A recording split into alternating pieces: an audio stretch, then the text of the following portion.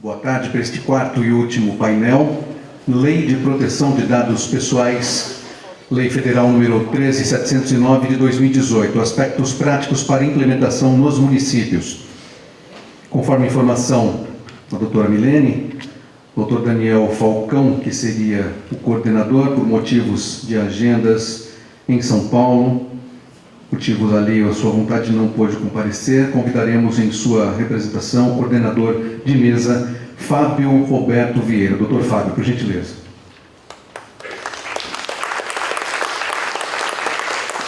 Doutor Fábio é advogado, graduado em Direito pela Faculdade de Direito do Largo São Francisco, que é a USP, pós-graduado em Direito Tributário pela mesma instituição e Direito Municipal pela Escola de Contas do Tribunal de Contas do município de São Paulo. Cursou também Gestão Pública pela Unifesp e Planejamento e Gestão de Cidades Poli-USP. Membro efetivo da Comissão de Estudos e Compliance e Subcomissão de LGPD, ambas da OAB São Paulo. E convidamos o expositor, o senhor Márcio Aurélio Sobral, por gentileza. Coordenador do Núcleo de Ações de Ouvidoria e Prevenção da Corrupção, CGU São Paulo, senhor Márcio. Então, vamos para este quarto painel, Lei Geral da Proteção de Dados Pessoais.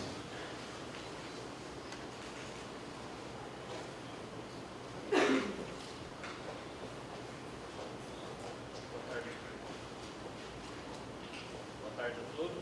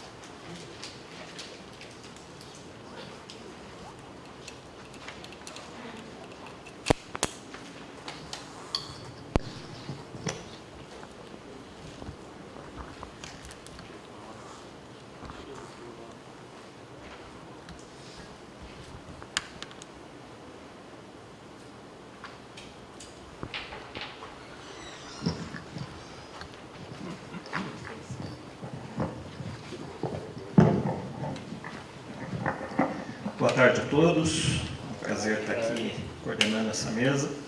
Como foi dito, eu estou representando o senhor Daniel Falcão, controlador-geral do município de São Paulo. Ele está em agenda com o prefeito e substituindo estou eu, que faço coordenador de promoção da integridade, que é o órgão da controladoria, responsável por auxiliar o controlador-geral do município, que também é o encarregado junto à Prefeitura de São Paulo.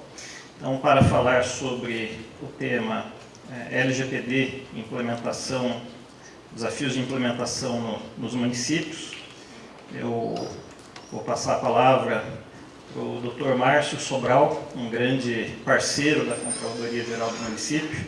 Ele é coordenador do Núcleo de Ouvidoria e de Prevenção da Corrupção da Controladoria Geral da União em São Paulo. Ele coordena também os projetos da CGU de promoção da integridade pública e do setor privado, transparência, fomento ao controle social, educação cidadã e ouvidoria no Estado de São Paulo. Ele é graduado pela USP e mestrando em Economia na Universidade Federal do ABC. Então, senhor Márcio Sobral, com a palavra.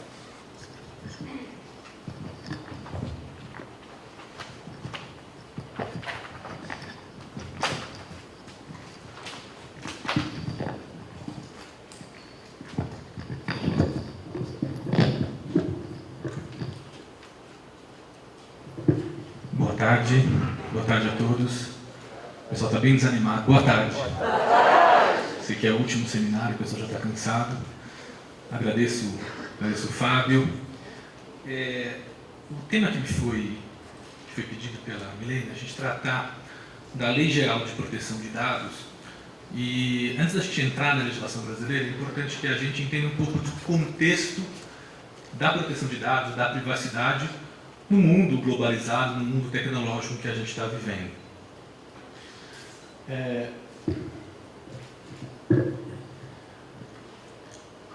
Aqui tem alguns dados gerais, né, sobre o fluxo de dados pessoais em redes sociais. Então a gente pode observar... Eu vou tirar o microfone aqui. Ficar mais livre. A gente pode observar ali, por exemplo, né, são os dados ali por minuto. 42 milhões de mensagens são postadas no WhatsApp, 345 mil stories são postados no Instagram, 70 mil usuários se candidatam a vagas no LinkedIn, são feitas mais de 500 horas de upload de vídeos no YouTube, 208 mil pessoas estão simultaneamente em videoconferências pelo Zoom, e uma série de outras redes sociais com fluxo de dados gigantesco e constante. Então, o mundo hoje, né, cada vez mais, o uso de dados pessoais, se tornaram um grande negócio. Um negócio do ponto de vista da perspectiva das organizações e também algo fundamental entre os indivíduos, entre as pessoas.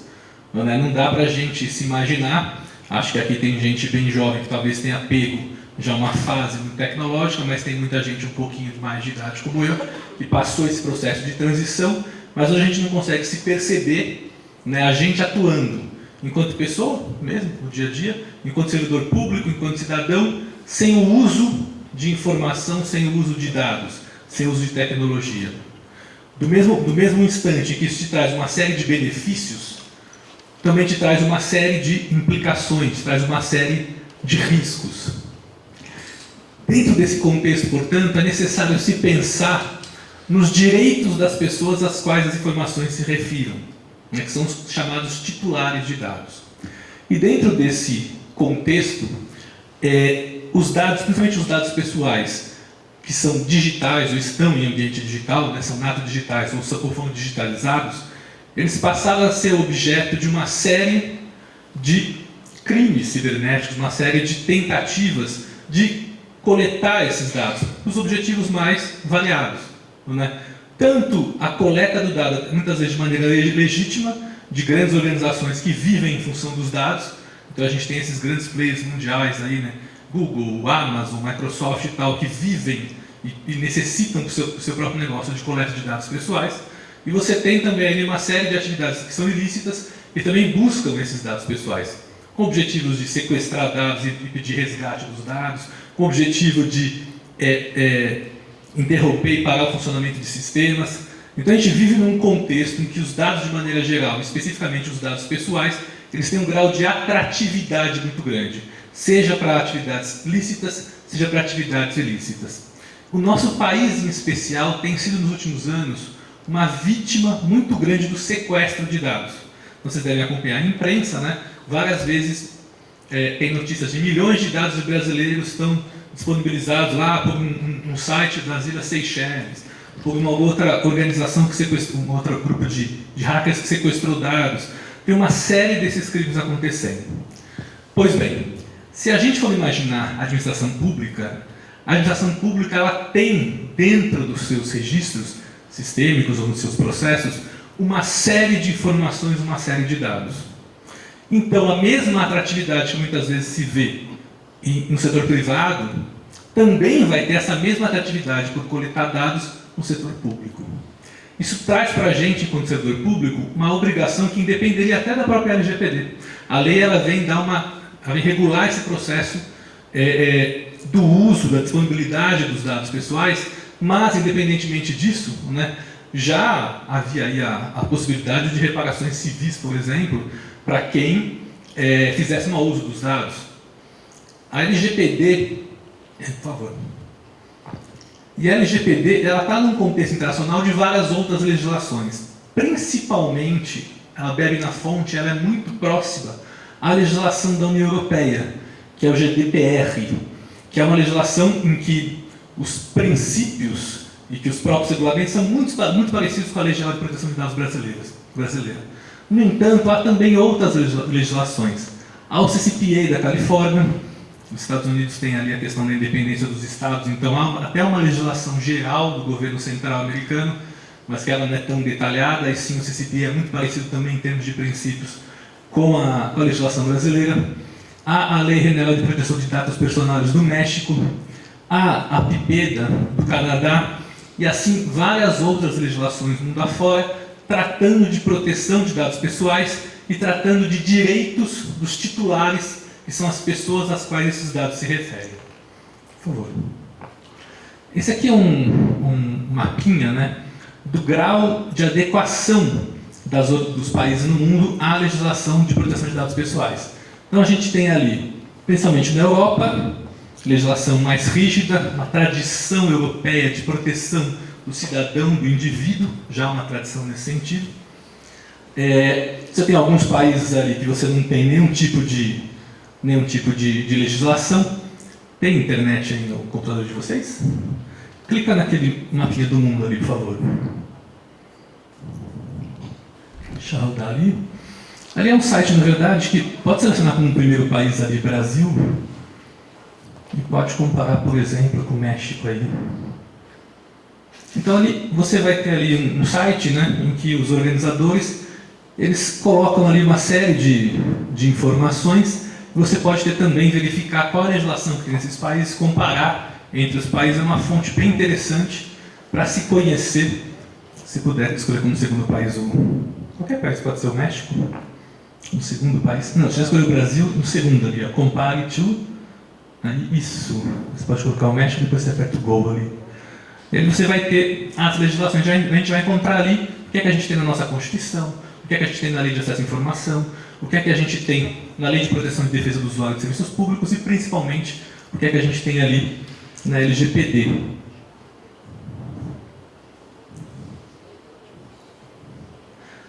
É só uma curiosidade, né? Para que a gente possa entender que a nossa legislação está dentro de um contexto em que o dado é extremamente relevante, o dado pessoal, em especial, ele tem um valor econômico muito grande. Por ter um valor econômico, ele tem a atratividade das atividades lícitas e também tem uma atratividade das atividades ilícitas. O setor público não está fora desse contexto, até porque nós tratamos, e o termo que a legislação usa é tratamento de dados pessoais, de informações pessoais o tempo todo, e de informações pessoais sensíveis. Eu vou explicar para vocês um pouco esses conceitos também.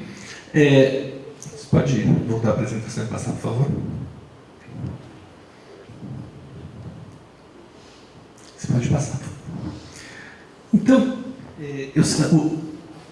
o tema aqui é tratar um pouco de como implementar a Lei de Acesso à Informação no poder público.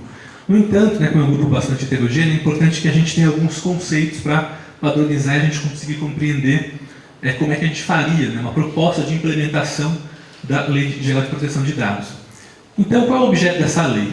Essa lei vai dispor sobre o tratamento. Então, tratamento, entendam, todo o ciclo de vida do dado pessoal. A coleta do dado pessoal é tratamento, o uso do dado pessoal é tratamento, o armazenamento do dado pessoal é tratamento, o compartilhamento, a transferência do dado pessoal é tratamento, até o arquivamento do dado pessoal é tratamento, até o momento do descarte do dado pessoal, se ele existir, é considerado tratamento. O tratamento é o conceito mais amplo de todo o ciclo de vida dos dados, que vai desde a coleta até o eventual descarte dos dados.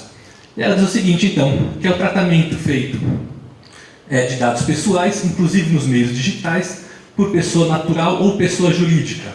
Então, se uma pessoa natural coleta dados com finalidade econômica, por exemplo, vocês vão ao dentista, vocês vão ao médico, de repente contrata um advogado, um contador. Se ele está como pessoa física, não tem uma pessoa jurídica constituída, mas ele coleta dados e esses dados ele utiliza como atividade econômica, a lei também abrange esse tipo de informação. Então, ele também está sujeito aos dispositivos da lei. E as pessoas jurídicas de maneira geral, de direito público e de direito privado, com o objetivo de proteger os direitos fundamentais de liberdade e privacidade e o livre desenvolvimento da personalidade da pessoa natural. Então, a LGPD e a proteção à privacidade decorre do direito de personalidade, do direito do indivíduo, do direito, dos direitos de personalidade tem, por exemplo, o direito protegido pela LGPD, da informação da privacidade, tem a dignidade da pessoa humana, tem vários direitos que tratam do indivíduo, muitos deles previstos na nossa Constituição, no artigo 5º, previstos lá na Convenção das Nações Unidas, que são chamados direitos decorrentes da personalidade, ou direitos de personalidade. Por favor. E aí, a lei ela traz o seguinte, ela separa o que é dado pessoal. Ela diz que existe o dado pessoal, que é uma informação relacionada à pessoa natural, identificada ou identificável.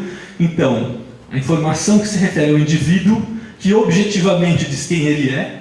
Meu nome é Márcio Sobral, então Márcio Sobral, a informação se refere a ele, está identificada. Ou é um dado identificável, um dado que não está objetivamente associado, mas que com alguma outra associação eu consigo saber quem é aquela pessoa. Então ela se refere ao dado identificado, objetivamente, ou dado identificável. E ela tem uma subcategoria que ela diz o seguinte, existe o dado pessoal sensível, que é aquele que se refere à origem racial ou étnica, convicção religiosa, opinião política, filiação a sindicato, ou organização de caráter religioso, filosófico ou político, dado referente à saúde ou à vida sexual, dado genético ou biométrico, quando vinculado a uma pessoa natural. Esse conceito é um conceito que foi muito baseado na Convenção de Herédia, que é uma convenção que foi assinada lá na Costa Rica, que é uma convenção que o Brasil é signatário. Até então, a própria lei de acesso à informação, que vocês já estão mais habituados, ela fala em informação pessoal, né? Só que ela não tinha esse nível de detalhamento que a LGPD nos trouxe. E essa separação bem clara do que é dado pessoal e do que é simplesmente do que é dado pessoal sensível. Nós utilizávamos até então a Convenção de Herédia como conceito para dado pessoal sensível. E a gente pode ver que são aqueles dados que a disponibilização desse dado de maneira pública pode, até muitas vezes por um contexto social desagradável, né? A questão de identidade sexual, orientação sexual, a gente sabe que tem muito preconceito, a questão de etnia, a questão de raça, esse tipo de disponibilização de dado, né, pode causar ao terceiro um tipo de dano. Convicção filosófica e política, filiação sindical. Então, esses dados são aqueles dados cuja disponibilização, né, dentro de um contexto social que a gente vive, né, pode causar algum tipo de mau uso e algum tipo de dano a esse terceiro, a esse titular dos dados. Então, esse é o dado pessoal sensível. E aí, é importante que a gente conheça aqui quais são os fundamentos que a lei está baseada e principalmente o fundamento da autodeterminação informativa, que eu vou explicar para vocês com mais detalhes. Então vamos lá, diz, olha, são fundamentos: respeito à privacidade, a autodeterminação informativa, a liberdade de expressão de informação de comunicação de opinião, a inviolabilidade da intimidade, da honra e da imagem, o desenvolvimento econômico, tecnológico e a inovação, a livre iniciativa, a livre concorrência, a defesa do consumidor. A apresentação está cortando sempre o finalzinho, né? Mas o mais importante desses princípios é o da autodeterminação informativa. O que isso quer dizer? Quer dizer que o titular de dados, ou seja, a pessoa ao qual o dado se refere, ela tem o direito, ressalvados alguns aspectos específicos previstos na própria legislação, ela tem o direito de determinar como vai ser feito, ou consentir como vai ser feito a utilização dos dados pessoais. Tá? No setor privado, a principal motivação para utilizar é um ato volitivo, né? Normalmente a gente vai buscar um tipo de serviço, é um ato voluntário, em que a gente consente, pela lei tem que ser um consentimento expresso, inequívoco, não direcionado, não coercitivo, deve ser um ato de vontade, então a gente consente pela utilização dos dados. No setor público, a fundamentação legal do consentimento era um pouco mais rara. Vou tratar com vocês depois ali quais são as bases legais, os fundamentos legais de utilização, e a gente vai ver que no setor público a principal fundamentação da utilização de um dado pessoal é a execução de política pública. Então, a lei prevê que, mesmo que as pessoas, em determinadas circunstâncias, não façam o consentimento pelo uso dos seus dados, para a execução de política pública, é possível utilizar os dados, mesmo sem ter esse consentimento expresso e formal. Okay? Já no setor privado, não. A lógica é o contrário. É exceção o uso de outras bases legais que não o consentimento, a demonstração objetiva, clara, da pessoa estar consentindo com a utilização dos dados.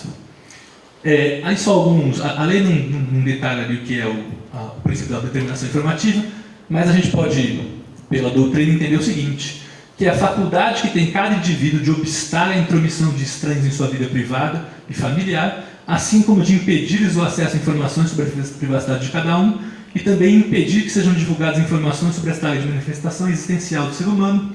O outro conceito é que o direito que cabe a cada indivíduo de controlar e de proteger os próprios dados pessoais, tendo em vista a moderna tecnologia e processamento de informação. Por favor. Pois bem, então a lei ela tem como fundamento, principal fundamento da autodeterminação, em que cabe ao indivíduo escolher se ele quer ou não, se pode ser utilizado os dados deles como princípio geral. No caso do poder público, a gente pode utilizar dados com a base legal de execução de políticas públicas, mas sob determinadas condições. Essas condições a gente pode observar espalhadas pela lei, mas se a gente entender os princípios, a gente consegue interpretar até adequadamente os preceitos legais. Então ela traz os seguintes princípios. O primeiro princípio é o da finalidade. Deve-se apenas coletar dados para aquela finalidade específica. Então, se eu vou, por exemplo, oferecer um serviço de saúde no município, eu devo coletar os dados necessários e suficientes para a oferta desse tipo de serviço. Eu não devo coletar dados desnecessários, dados excessivos, dados adicionais que não estejam intimamente relacionados com a finalidade daquela coleta de dado. Adequação, que é justamente isso. Se eu coletei o dado para determinada finalidade, tem que ter compatibilidade do uso desses dados para aquela finalidade. Não devo distorcer o uso dos dados. Tem a compatibilidade do tratamento com as finalidades informadas ao titular, de acordo com o contexto do tratamento. Necessidade. Limitação do tratamento ao mínimo necessário para a realização de suas finalidades, sem excessos. Livre acesso. E aí uma das coisas que, quando eu for falar para vocês sobre o que é necessário se adequar em termos de implementação da lei, uma das coisas que o poder público tem que fazer é a garantia do direito dos titulares. Isso tem a ver com livre acesso. Garantia aos titulares de consulta facilitada e gratuita sobre a forma e a duração do tratamento e a integralidade dos dados e a outros direitos também, que a gente vai estudar aqui ainda hoje à tarde. Qualidade. Garantia aos titulares de exatidão, clareza, relevância e atualização dos dados. Transparência. Garantia de informações claras, precisas, facilmente acessíveis sobre a realização do tratamento e os agentes de tratamento. Agentes de tratamento são as pessoas jurídicas ou a pessoa natural que está tratando o dado. Existe a figura do controlador, existe a figura do operador, vou explicar para vocês no próximo slide. Segurança, proteção de acessos não autorizados, de incidentes e de ilícitos de destruição, perda, alteração, comunicação ou difusão. Lembra que eu falei para vocês que o dado digital é o dado que tem maior atratividade. É um dado que tem a possibilidade de você coletar em larga escala, está no meio digital que pode ser acessado via internet à distância, né? Não tem como a gente abrir mão, hoje em dia, do uso de dados digitais, mas essa atratividade faz com que esse perfil faz com que haja mais atratividade para incidentes, né? Para crimes, extração, roubo de dados, de sistemas. Então eu sou obrigado, né, na hora que eu vou pensar em implementação da LGPD, poder público no setor privado, eu tenho a necessidade de pensar também uma série de instrumentos de segurança da informação. Necessário um plano de segurança cibernética, vou falar para vocês um pouco mais sobre isso, para que eu cumpra inclusive o dispositivo da lei, que é a proteção de acessos não autorizados de incidentes e de ilícitos de destruição, perda, alteração, comunicação ou difusão dos dados pessoais. Também o outro princípio, né? Adoção de medidas para prevenir a ocorrência de danos em virtude de tratamento de dados pessoais, dado digital e segurança digital. Não discriminação, impossibilidade de realização do tratamento para fins discriminatórios, ilícitos ou abusivos. Isso já está, na verdade, como princípio constitucional, mas a lei só diz, olha, esses princípios constitucionais, quando você for utilizar dados e informações pessoais, eles não podem, logicamente, ser utilizados com fins discriminatórios. Responsabilização e prestação de contas. A lei prevê sanções, tanto no âmbito civil, na possibilidade de sanções no âmbito civil, e também sanções no âmbito administrativo, aplicadas pela Autoridade Nacional de Proteção de Dados. Há um rol de sanções, todas elas do setor privado, e algumas delas não são aplicáveis ao setor público, mas há também uma série de sanções administrativas previstas, aplicáveis também à administração pública, como responsabilidade objetiva da administração pública, mas com a possibilidade de uma ação de regresso contra o servidor público, agente público, que deu causa àquele mau uso da informação pessoal. Por favor. Pois bem, eu falei para vocês sobre os agentes de tratamento, né? Então, para que não haja confusão, agente de tratamento pode ser pessoa jurídica e pode ser pessoa física, ok? Desde que utilizem dados pessoais. Quem coleta o dado, ou quem tem interesse no uso do dado, interesse primário no uso do dado, é considerado controlador por seguinte conceito legal. Pessoa natural ou jurídica, de direito público ou privado, a quem competem as decisões referentes ao tratamento de dados pessoais. Por exemplo, um órgão público tem pessoas e ele tem que pagar as pessoas. Então ele tem um interesse em fazer o pagamento aos seus servidores. Ok? Ele é o controlador, é a ele que cabe as decisões de tratamento de dados, é ele que cabe o interesse primário no tratamento de dados. Já o operador é uma pessoa natural ou jurídica, de direito público ou privado, que realiza o tratamento de dados pessoais em nome do controlador.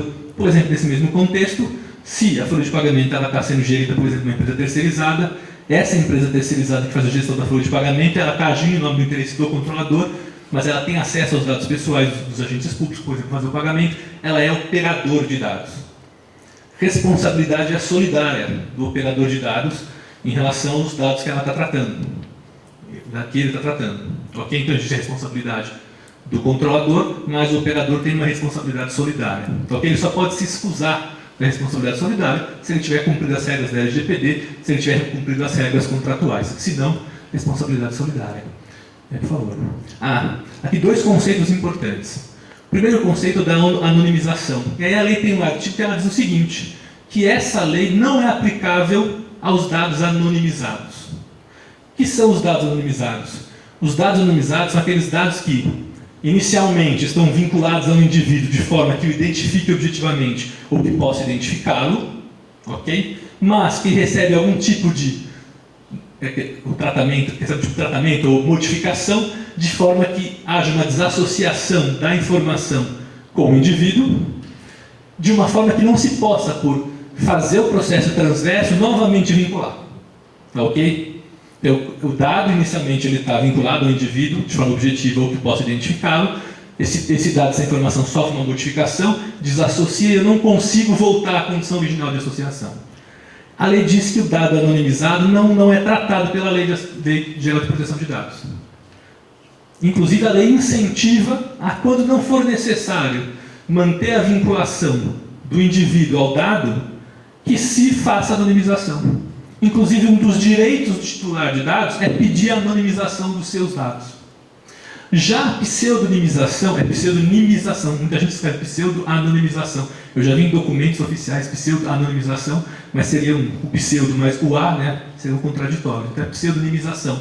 É o procedimento em que você faz essa desvinculação, mas que eu consigo novamente voltar à condição original. Aí o dado pseudonimizado é um dado, é uma informação regulamentada pela Lei Geral de Proteção de Dados. Tudo bem? Então, a anonimização, eu faço o procedimento e não consegue voltar à condição original, inclusive com informações que não são do seu controle. Às vezes você tem um dado, você separa, mas se a pessoa cruzar com um banco de dados externo, ela consegue juntar aquela informação e vincular aquela informação. Por isso é muito cuidado para considerar que seu dado está de fato anonimizado, não só no contexto dos registros dentro da própria organização, dentro do próprio município, mas também informações que estão públicas em bancos externos e de uma forma poderiam permitir essa associação e tirar a anonimização do dado. Ok?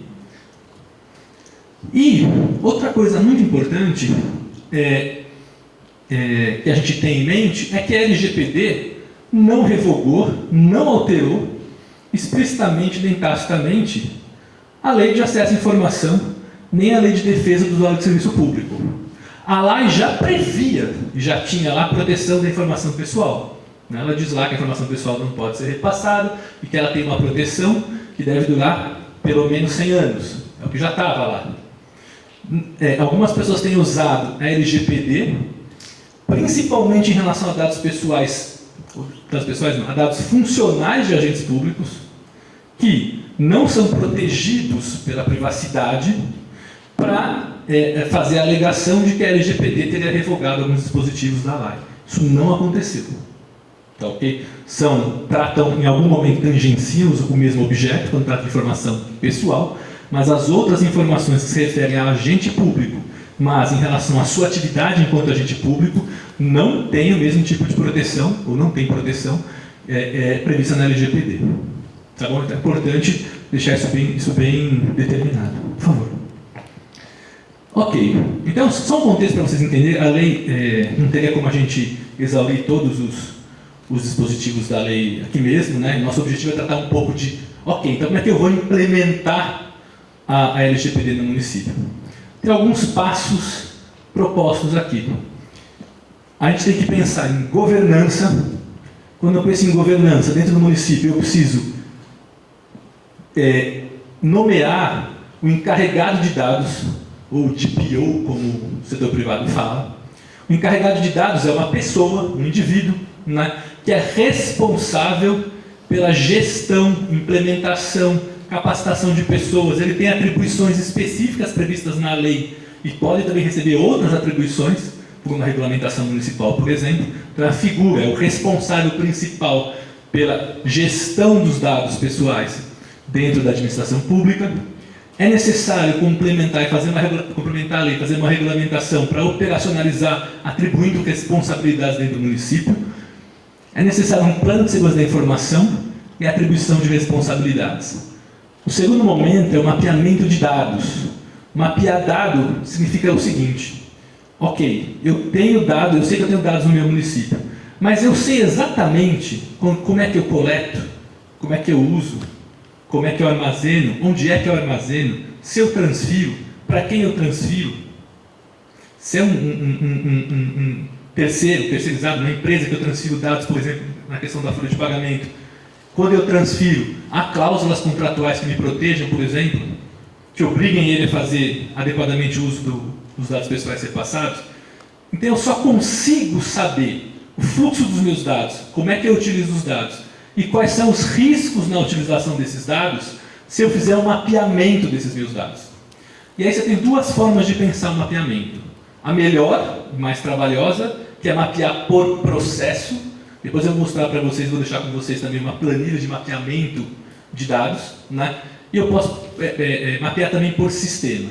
Por processo, eu vou pegar e olha, qual é a opção? Processo de atendimento na unidade básica de saúde. Então essa pessoa vai chegar, ela vai fazer um cadastro, se ela não tiver o cadastro, ela vai passar pelo primeiro médico, vai fazer a triagem, ela vai depois ser atendida, vai ficar um prontuário. Esse prontuário pode ter informações só digitais, pode ter informações físicas. As informações físicas ficam armazenadas em um determinado lugar. Aí eu descubro que não tem segurança, qualquer um entra e sai de lá. Eu descubro que, por exemplo, os meus dados digitais estão todos numa empresa terceirizada. Eu vou olhar o meu contrato, eu não tenho nenhum dispositivo muito claro de segurança da informação e de responsabilização daquela organização, daquela empresa por utilizar aqueles dados. Então, no mapeamento, eu vou conseguir identificar, passo a passo, nos processos da minha organização, como eu uso os meus dados, pensando em coleta, uso, armazenamento, compartilhamento e arquivamento e eventual descarte dos dados. E eu posso pensar em sistema. A CGU, por exemplo, até porque precisou fazer de uma forma muito acelerada, e também porque todos os nossos processos, ou quase todos os nossos processos já são digitais, a CGU fez um mapeamento por sistema. Então eu tenho vários sistemas, nós temos a governança dos nossos sistemas, então eu sei que meus dados transitam por aqueles sistemas, então eu vou identificar e como proteger, nós temos regras de governança, políticas de governança de dados digitais, e aí você vai verificar o funcionamento e a proteção deles. Ok? Mas, por não termos decidido isso como processo, por exemplo, pode ser que em algum momento alguém não cumpra a política específica ali. Pode ser que haja até uma tradição acumulada aí com o tempo, das pessoas fazerem de uma forma que tiram, por exemplo, registros dos sistemas, que tem todo o sistema de governança, e hoje, com home office, com trabalho doméstico, não sei o que, deixem, por exemplo, algum tipo de dado no seu computador pessoal, já fugindo do modelo de governança. Por isso é importante, se possível pensar em fazer por mapeamento de processos. Tá, ok? Importante a questão de avaliação de riscos, pensar numa metodologia de riscos consistente, COSO, ISO 31000, Orange Book e outras metodologias que nos deem uma clarividência, padronização, para que as diversas áreas, no momento que estiverem avaliando seus riscos, permitam uma consolidação, uma comparação, por isso a metodologia comum ela é importante. Pensar em riscos, não só riscos para a administração pública. A lei deixa claro que a responsabilidade na proteção do dado é de quem usa o dado, não é do titular do dado. Então, se eu uso o dado, eu tenho que pensar também nos riscos para o indivíduo. Se vaza a informação, eu posso ser responsabilizado administrativamente, mas o indivíduo pode ter um problema gravíssimo se vazar um dado em relação a ele. Então, eu tenho que pensar nos riscos para a administração, o que é mais comum para a organização, quando se faz uma análise de riscos, pensar nos riscos que afetam a organização, mas nesse caso tem que pensar também nos riscos que podem afetar o titular de dados. E aí vai passar por todas aquelas etapas de identificação, classificação do nível de risco, tratamento de risco, monitoramento, E aí a própria lei ela traz um artigo específico, né, que ela fala que as organizações têm que montar um relatório de impacto, que é justamente uma análise de riscos dos dados pessoais sensíveis, aqueles que a gente viu lá. A administração pública trata um monte, né? Dado de menor de idade, dado de saúde, dado de assistência social, atendimento psicossocial. A administração pública está cheia de dado pessoal sensível. Ela coleta dados de raça, coleta dados de religião para pesquisa científica, por exemplo. Coleta uma série de informações, tem muito dado pessoal sensível, portanto tem que gerar um relatório de impacto. Para gerar um bom relatório de impacto, é melhor que eu tenha feito uma boa avaliação de riscos. Vou pincelar um pouco para vocês como fazer a avaliação de riscos. É necessário atender os direitos dos titulares. Então tem um artigo específico de direitos dos titulares e alguns outros artigos que tratam também de direitos dos titulares, mesmo que não estejam ali no capítulo específico de direitos dos titulares. E aí é necessário criar uma interface, ou seja, qual é a quem ou como, né, o titular de dados ele vem aqui no município de São Caetano, por exemplo, no município de Osasco, Ribeirão Preto, os outros municípios que estavam aqui, São Paulo. Como é que ele diz o seguinte: olha, eu quero saber quais os dados que vocês têm sobre mim, que é um dos direitos, que é saber quais são os dados e ter a certeza que você está tratando dados meus ou não. Esse tipo de informação eu preciso de uma interface. A lei não diz que tem que ser a ouvidoria, mas por similaridade, a Lei 13.460, e pelo tipo de atividade, recomenda-se fortemente que seja a ouvidoria, que tem as suas obrigações pela Lei 13.460, as manifestações padronizadas e tudo pela lei, mas que ela também incorpore ao mesmo serviço de ouvidoria também a interface para que o titular de dados faça os seus requerimentos. É necessário, então, ter procedimentos e fluxos para atendimento, possibilidade, embora a lei não diga, responsabilidade da ouvidoria. Depois eu vou explicar essa parte de integração de base de dados para vocês um pouco mais para frente. E, como toda nova legislação, eu imagino que quando chegou a lei dessa informação para vocês, ou quando tem uma legislação nova na área que vocês trabalham, sempre é necessário um aculturamento, né? Primeiro, um aspecto até sensibilizatório, né? Olha, você está tratando de dado pessoal aqui, isso não é brincadeira. Dado pessoal hoje tem uma atratividade, dado pessoal é extremamente relevante para você, enquanto servidor público, para poder exercer a sua atividade, mas é extremamente relevante para o titular de dados também. Se vazar um dado, depender do dado, você pode causar um tipo de prejuízo a ele, né? Então, o processo de sensibilização, né? É um direito de autodeterminação do indivíduo, autodeterminação informativa, né? Como princípio, como mais etéreo, mas é um direito. E nós, enquanto servidores, queremos que o nosso direito seja respeitado e que aquele dado que a gente trata do cidadão do nosso município também seja respeitado. Esse processo de sensibilização é um processo muito importante e também um processo de capacitação, né? Essa palestra aqui não tem a menor pretensão de habilitá-los para poder fazer a implementação da lei, é só dar alguns aspectos e diretrizes para isso, né? Mas tem que passar por um processo de capacitação. Quem vai implementar, quem vai gerir e todos aqueles que de uma forma ou de outra tenham que participar desse processo de proteção dos dados pessoais. Por favor. Ok, pensando no encarregado de dados. Vocês me controlem meu tempo aí, tá? Não sei quanto tempo eu tenho ainda. Alguém me deu uma sinalização. Milena, termina às 21, é isso? É isso, pessoal? Eu vou fazer um esforço para a gente terminar às 20h45, pessoal. Prometo a vocês. 20h45 a gente termina.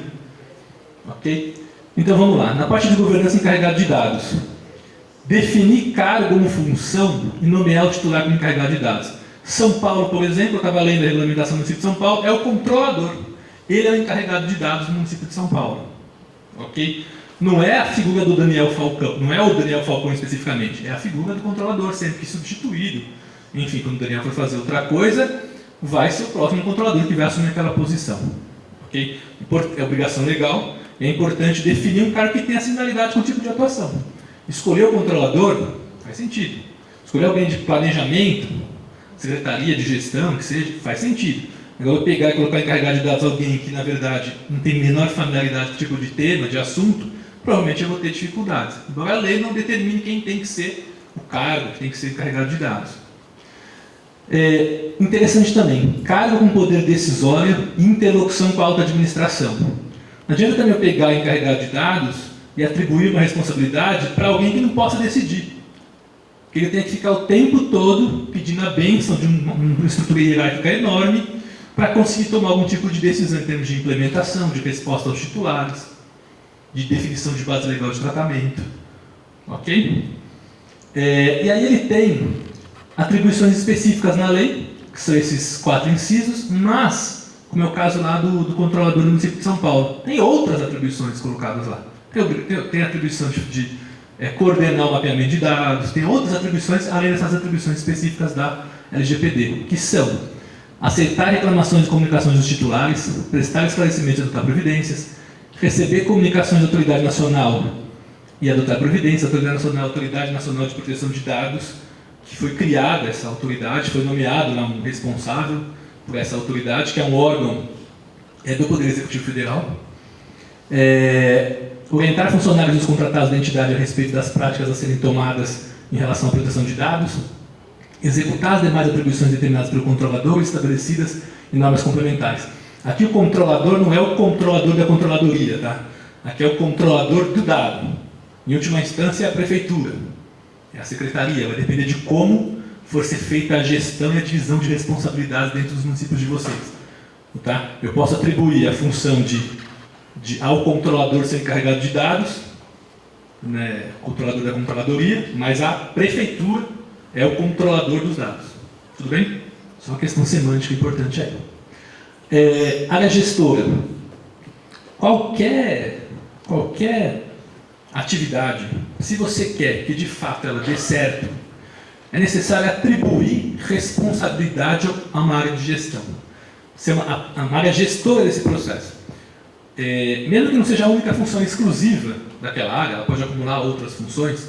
Na controladoria do município tem várias funções, também a função de encarregado de dados, né? Também a função de ser o gestor da LGPD dentro do município de São Paulo, mas é necessário que tenha alguém que possa se especializar naquilo e que possa dar diretrizes. Não é que a controladoria de São Paulo vai fazer todos os mapeamentos de dados de todas as subprefeituras, de todas as secretarias. Nem gente vocês têm para fazer tudo isso. No entanto, as diretrizes, os documentos, a consolidação, as estratégias, isso tem que ser de uma área gestora, que tenha uma mínima capacidade para poder entender aquele tipo de assunto e poder disseminar isso dentro do município. O que essa área deve fazer, portanto? Definir a área gestora de privacidade para as diretrizes, interagir com as outras áreas e monitorar por meio da LGPD, manter o encarregado de dados informado e dar elementos para subsidiar as decisões do encarregado de dados, atender a dúvidas mais complexas dos titulares de dados. Parece umas bobagenzinhas, né? Mas minha esposa está no setor privado, mas ela está implementando lá na empresa que ela trabalha, e aí várias vezes chegam dúvidas dos titulares de dados, algumas dúvidas são complexas. Ela tem que dar parecer jurídico lá em cima das dúvidas que se tem lá, ou das solicitações dos requerimentos, então há alguma complexidade. É necessário que essa área, então, subsidie as decisões e tenha maior capacidade de atender essas questões mais complexas. Revisar periodicamente o mapeamento de dados e acompanhar a privacidade de dados no desenvolvimento de novos projetos. O setor privado tem chamado de Privacy by Design. É o seguinte, então hoje vocês têm uma série de processos. Quando você vai fazer mapeamento de dados, você vai ir lá em cada processo, identificar o ciclo de vida dos dados, o fluxo dos dados, identificar qual é esse fluxo, quais são os riscos, como é que eu trato as informações, que tipo de informação que eu tenho lá, pensar a proteção dessas informações. Só que eu vou ter novos projetos, novas políticas públicas, alteração desses processos anteriores, muitas vezes alterações fundamentais. Então, a ideia é que eu tenha no Privacy by Design ou na privacidade, no desenvolvimento de novos projetos, eu pense, além de implementar uma política de saúde, implementar uma política de educação, de assistência social, o que de dados pessoais eu estou utilizando? Como é que eu protejo esses dados? Qual o melhor fluxo para esses dados? Como é que eu só solicito os dados necessários para a utilização? Então, tudo isso eu vou pensando no momento do nascedouro, do nascimento, da gestação de um novo projeto. Então, eu teria que revisitar menos vezes o meu mapeamento. Por quê? Porque alterações fundamentais ou novos projetos eu já vão nascer de ponta a ponta no ciclo de vida dos dados, pensando nos dados pessoais. Ok? É uma complementação do mapeamento de dados. Elaboração do relatório de impacto, definir critérios de relacionamento e compartilhamento de dados, e a área de privacidade, e aí a lei não diz isso, é uma recomendação, preferencialmente deve estar subordinado ao encarregado de dados. Tá? Até para que essa dinâmica de subsidiar decisões, informações, ela possa ser feita dentro de uma mesma equipe ou dentro de uma hierarquia em que isso consiga fluir melhor do que uma área gestora está aqui, o encarregado, sei lá, o prefeito encarregado, e o cara tem tantas coisas para tomar decisão no dia a dia, esse fluxo não vai nem funcionar. Então, que seja uma hierarquia mais próxima, mas que seja uma linha hierárquica. Isso não é uma obrigação da lei, mas é uma conclusão lógica de como isso deve ser feito. Regulamentação da LGPD. A LGPD já é auto-executável, já está vigente. Depende da regulamentação dentro dos municípios. Depende da forma que foi feita a regulamentação. Tá? Já está vigente, já está aí, já tem que ser obedecida. Mas a definição das responsabilidades de gestão da privacidade em todas as fases do ciclo de vida dos dados, definir o encarregado e a área gestora, definir a área responsável pela interface. Eu não sei como é a regulamentação de São Caetano, não sei nem se São Caetano tem regulamentação. Tem? Então, no momento que vai fazer a regulamentação, tem que pensar quem vai ter que atender os requerimentos de titular de dados. Vai ser a ouvidoria, dando trabalho para a Milene, né? Mas, enfim, tem que atribuir uma responsabilidade. E definir a periodicidade da revisão do mapeamento de dados e reavaliação de riscos. Por favor. Ainda na parte de governança, um plano de segurança da informação. A maioria dos dados hoje são dados digitais, embora tenha muito dado histórico que está em processo, está em papel, está no arquivo, está ainda sendo utilizado hoje. Não sei qual o grau de documentos digitais, de trânsito de informações digitais que vocês têm, mas eu devo pensar nas duas coisas. Agora, com aquela ideia de se coletar dados em volume, de se coletar dados à distância, a atratividade da digital ela é maior. Embora eu possa ter, sei lá, um processo específico do dado de uma figura pública, de um artista, de um político, de alguém que, se pegar aquele processo prontuário médico dele específico, ali tem atratividade. Mas, tradicionalmente, os dados em larga escala têm maior atratividade. Portanto, eu tenho que pensar num plano de segurança cibernética. Ok?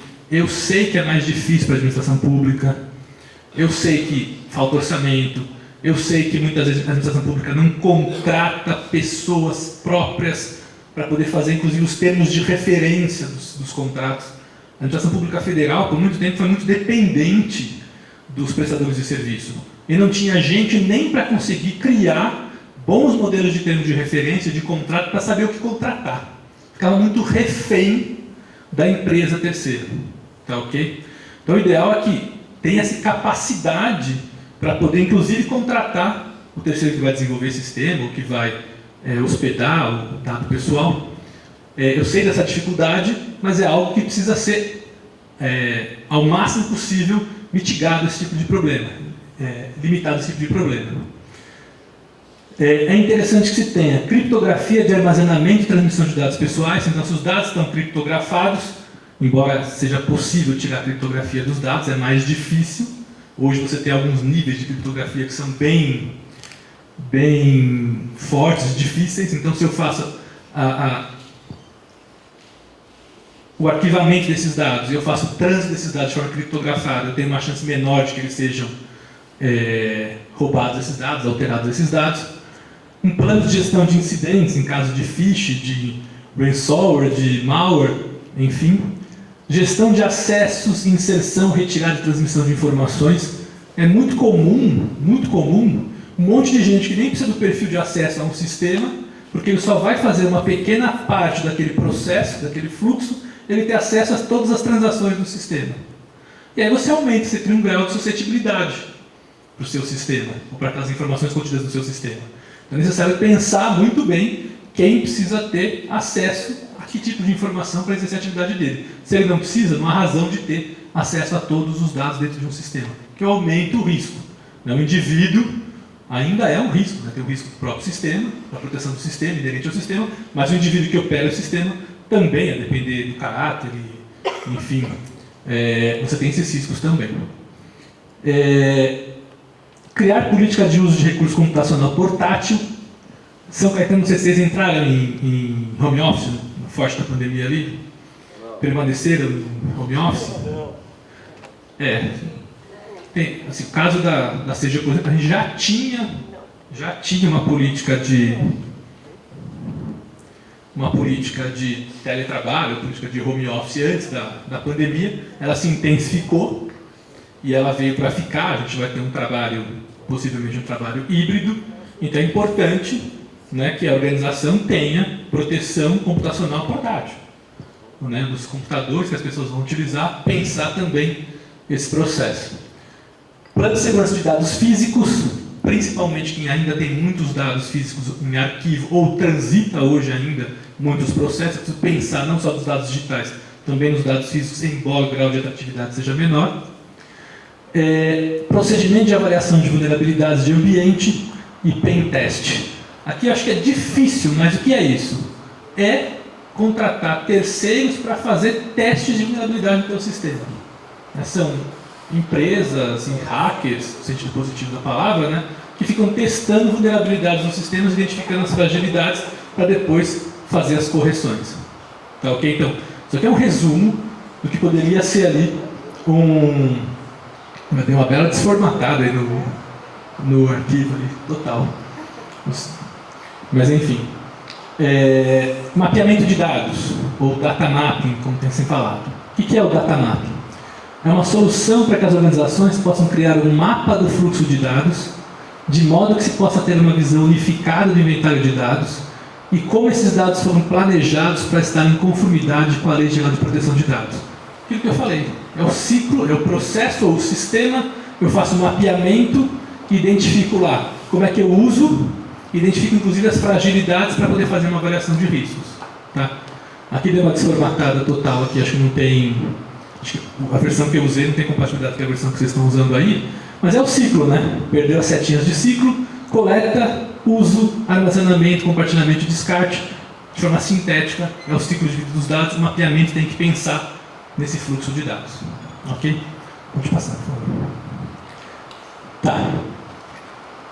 O mapeamento de dados, ele vai ter outra função. Então, é a função de compreender quais são as informações, quais são os dados pessoais, quais são os riscos no uso do dado pessoal, mas eu preciso também saber, e é muito importante, se eu estou fazendo tratamento de dados de acordo com a LGPD.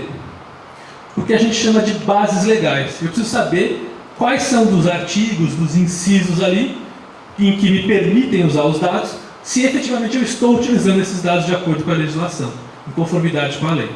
Tá? Então eu tenho um bloco de conformidade legal, eu tenho um bloco de segurança da informação, eu tenho um bloco de atendimento dos direitos dos titulares.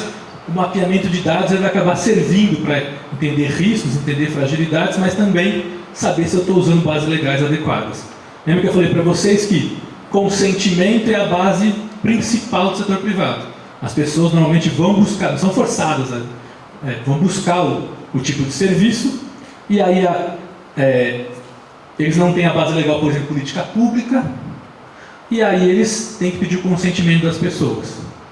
No caso da administração pública, eu já vi algumas pessoas dizendo algumas vezes, olha, bota tudo em política pública, porque o que a gente faz em última instância é tudo política pública, e aí a gente não precisa pensar em base legal nenhuma. Está correto isso? Pela minha entonação já não está correto, né? Vocês querem saber qual é a explicação. Né? Pois bem, vamos pensar o seguinte, há um serviço do município, um aplicativo, para o município, sei lá, para o pessoal fazer consulta tributária, de débito, fiscal, alguma coisa do tipo. Isso está hospedado num aplicativo de uma empresa terceira, e essa empresa terceira coleta dados para marketing, coleta dados para alimentar esses grandes bancos de dados dessas mega empresas de data analytics, de análise de dados. Aquilo tem relação com a política pública de oferecer o serviço para a pessoa consultar eventuais débitos fiscais ou tirar certidão negativa de débitos. Isso é uma política pública. Agora, o dado coletado, o cookie coletado para propaganda, para alimentar esse grande sistema que está por trás. Se vocês forem ler, tiverem curiosidade de ler as políticas, entrarem se a política for bem feita, em algum momento ela vai te fazer uma remissão a um grupo gigantesco de empresas que são aquelas que estão por trás e recebem dados dos aplicativos do dia a dia que a gente mexe. Muitas vezes o terceiro que eu contrato, eu nem me preocupei com isso. Eu fiquei pensando na funcionalidade do aplicativo. E não pensei que é um operador de dados, o nome da administração pública que é o controlador de dados, coletando cookies da pessoa por uma finalidade que não é a finalidade do serviço oferecido ali. Eu preciso pedir consentimento nesse caso. Ok? Porque uma pessoa que vem atrás de um serviço público de certidão negativa fiscal e tudo mais, ele, na verdade, não está dando, não é uma política pública, ofertar o dado dele para análise de dados geral, para propaganda, por exemplo. Tá ok? Então, é quase uma regra, consentimento, mas há situações em que tem que tomar esse tipo de cuidado. Pode voltar, por favor. Então nós temos também ali, cumprimento de obrigação legal regulatória. Então se a legislação assim determina coletar um dado pessoal, ponto final, tanto no setor privado quanto no setor público. Execução de políticas públicas, a fundamentação mais comum no nosso caso. Estudos por órgãos de pesquisa, e aí a legislação fala que, nos casos de estudos por órgãos de pesquisa, sempre que for possível passar o dado anonimizado. Ok? Por exemplo, se eu vou fazer uma pesquisa, eu preciso saber, olha, eu preciso saber, sei lá, informações sobre prevenção à saúde por faixa etária dentro do município de São Caetano do Sul. Eu não preciso saber que a Maria, de 40 anos, tem esse tipo de comportamento, ela não vai à UBS, ou ela vai à UBS. Eu não preciso, eu preciso só saber que dentro do município de São Caetano, aquela faixa etária, tem um comparecimento de percentual X ou Y.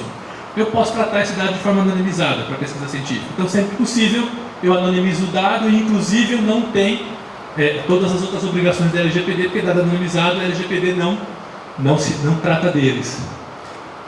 Execução de contratos, então se o contrato prevê que tem que fazer a coleta do dado, tratamento do dado, a previsão legal específica ali. Exercício regular de direitos, proteção da vida, tutela da saúde, proteção do crédito, que é específico para esse modelo que no Brasil tem de proteção do crédito. E tem o último ali, que é o de interesses legítimos, que é aquele mais subjetivo, que a organização tem que, não estando dentro das bases legais e não pegando consentimento, ela tem que fazer uma análise aprofundada das razões, da própria missão da organização, das razões que ela tem o dado e demonstrar que ela tem um interesse legítimo. Existe até um procedimento adotado principalmente nas empresas, né, que é uma avaliação do interesse legítimo. Eles se debruçam sobre os seus processos, sobre os seus negócios para verificar a questão de se tem ou não interesse legítimo. Tá, ok? No nosso caso, principalmente, política pública, tutela da saúde, ok? Estudos por órgãos de pesquisa, que no nosso país tem muito fomento a pesquisa científica feita pelo setor público, execução de contratos, proteção da vida. A gente tem várias bases legais possíveis ali que não são consentimento ou são legítimo interesse. Tudo bem, pessoal? Por favor. Avaliação de riscos. Então, dentro daquele fluxo, né, a gente tinha lá a governança, a gente tinha mapeamento, a gente tem a terceira caixinha ali, que é a avaliação de riscos. Lembra que eu falei para vocês que metodologia para riscos é super importante? Porque se, sei lá, a Secretaria de Saúde resolve avaliar os seus riscos baseado na metodologia própria dela, a Secretaria de Educação vai lá e faz outra baseada na sua própria metodologia, na sua própria interpretação das normas. Aí vai a Secretaria de Finanças e faz outra. No momento que eu vou pensar, ter um mapa de riscos sobre os riscos de uso de dados pessoais, se cada um fez de um jeito, eu não vou conseguir comparar, eu não vou conseguir classificar, e a própria lógica, a própria ideia de riscos é uma ideia de racionalizar as ações de gestão. Tá, ok? Eu trouxe 3 conceitos de riscos para vocês aqui. O conceito da ISO e COSO, esse COSO é Enterprise Risk Management, que é o ERM, são modelos internacionais consagrados e tal, mas também é uma modelagem da CGU, do antigo Ministério do Planejamento, na IN1 de 2016. Nos 3 casos, o que é risco?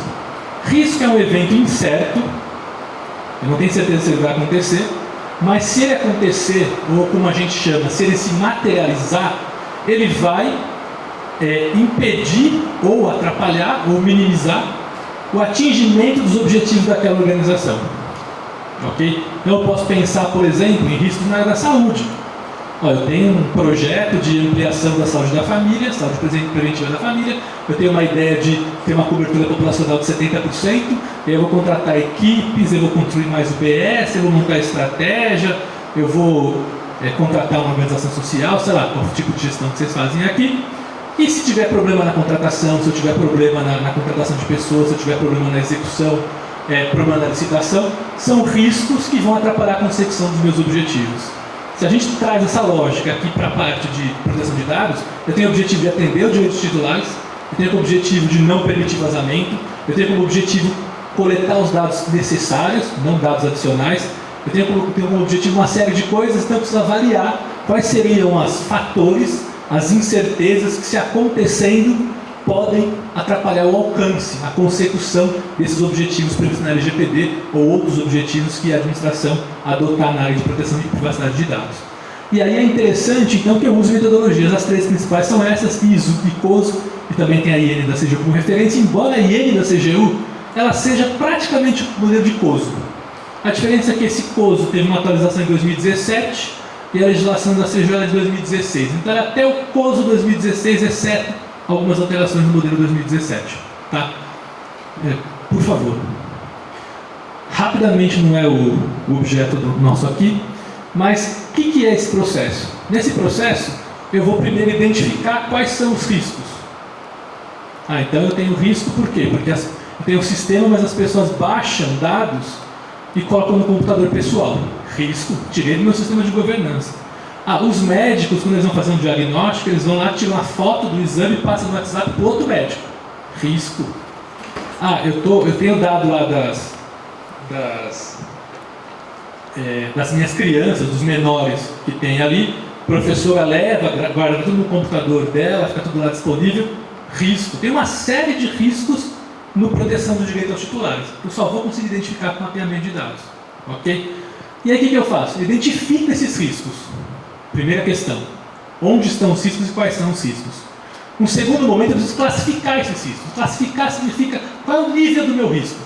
Porque se eu tenho, por exemplo, um sistema todo vulnerável, que alguém pode pegar e capturar todos os dados de saúde das pessoas do município de São Caetano, ele é, logicamente, muito maior esse risco do que se alguém, por exemplo, perder uma pasta com as notas dos alunos, por exemplo. Ele tem uma escala. Logicamente, quando eu faço a classificação, eu vou adotar, vou investir recursos, botar pessoas para cuidar prioritariamente dos meus riscos mais elevados. Isso a gente chama de classificação do nível de risco. Ok? Classificação da criticidade do risco. Quanto maior o meu risco, maior a quantidade de ações, se justifica, se racionaliza a administração, se investe naquilo que é relevante, pensar não só em riscos para a privacidade de dados, em riscos no dia a dia. Aqui é um exemplo de mapeamento de processos. Né? Então a gente vai seguir só a primeira linha dele ali. Então, qual é a área? Saúde e gestão hospitalar. Qual é o processo? Porque tem vários processos na área de saúde. O processo é atendimento ambulatorial. Aí eu não sou da área de saúde, fiz uma descrição do que eu acho que é. Tá? Quem for da área da saúde me perdoe se tiver alguma coisa errada. Então, a descrição do processo. O paciente não precisa fazer agendamento, basta ir diretamente à unidade hospitalar para atendimento de casos de menor complexidade. O atendente solicita dados pessoais que você precisa aplicar para mim em cima da célula, da outra célula, do lado. Clique em cima dessa, isso.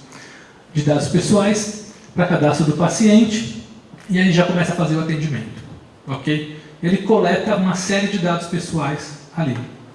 Finalidade do dado, atendimento médico ambulatorial. Então eu não posso me exceder. Eu não posso coletar dados da pessoa aqui e utilizar para outra finalidade, um dos princípios da própria lei que está ali. Né? Vamos seguindo. Que tipo de dado é coletado? E aí você vai descendo na vertical, por favor. Né? Coleta nome, RG, desce na vertical. CPF, telefone, e-mail, endereço, o sexo da pessoa, foto da pessoa, os exames, já vai ter atendimento ambulatorial, ela vai coletar sangue da pessoa, imagens e tal, para fazer o diagnóstico. Vai coletar dados, vai ter um relatório médico pessoal e aquilo vai formar um prontuário. Esse prontuário daquele indivíduo, né, vai ter dados cadastrais, vai ter os dados médicos dele. Dados cadastrais não são dados pessoais, mas não sensíveis. Mas parte médica, a foto, se for usada para biometria, é um dado pessoal sensível. Então eu vou ter uma série de dados coletados para esse tipo de processo. Você pode voltar para a primeira linha lá, por favor? Não, para a primeira linha da planilha, por favor. Isso, é só subir lá. Isso, pode continuar na horizontal agora. Tá, titular dos dados. Vai ser o paciente, dado na classificação do dado se é sensível ou não, se tem dados de menor coletado, o menor pode ir lá no atendimento ambulatorial, pode ser o menor de idade, então, hipoteticamente, tem dados de menor. É possível revogar o consentimento? a base legal que eu estou utilizando para alguém se tratar lá, a base legal seria mais lógica, seria o consentimento? Não, né? Faz mais sentido usar como base legal a tutela da saúde ou execução de políticas públicas. Então não há o que se falar em revogação do consentimento. Por quê? Porque um dos direitos dos titulares é, quando ele faz o consentimento, quando a base legal de tratamento é consentimento, ele pode a qualquer momento revogar esse consentimento. Nesse caso aqui não faz sentido porque a base legal não é o consentimento. Pode ir. Qual o tempo de armazenamento? Olha lá, tempo indeterminado. A administração pública não sabe no momento que ela vai descartar esse dado. Esse dado fica historicamente lá, por tempo indeterminado. Então aumenta o meu risco. Se eu tivesse, por exemplo, uma tabela de temporalidade, uma política de retenção de dados, em algum momento eu poderia saber que aquele dado poderia ser destruído no futuro. Nesse caso, no meu mapeamento, inexiste essa possibilidade de destruição, que é o tempo determinado. Tá, tem armazenamento eletrônico? Sim. Vamos ver. Os documentos são digitalizados e alguns exames, como os de imagem, são nato-digitais, geram um prontuário digital mais completo. E outros dados... desculpa, pode prosseguir. Tá, sistema. É um prontuário digital do sistema DigiSUS, de uma empresa chamada DigiSUS. Ok? Então eu estou pegando o dado, nato digital, transferindo para uma empresa terceira. Ok? Vamos lá. Os dados são enviados para arquivo morto. Os dados físicos que ficam no prontuário físico vão para essa empresa terceirizada. Você vai passando um por um? Você volta lá. Volta. Isso. No seguinte, por favor. Isso. Então os dados vão para uma empresa terceirizada chamada Inbox.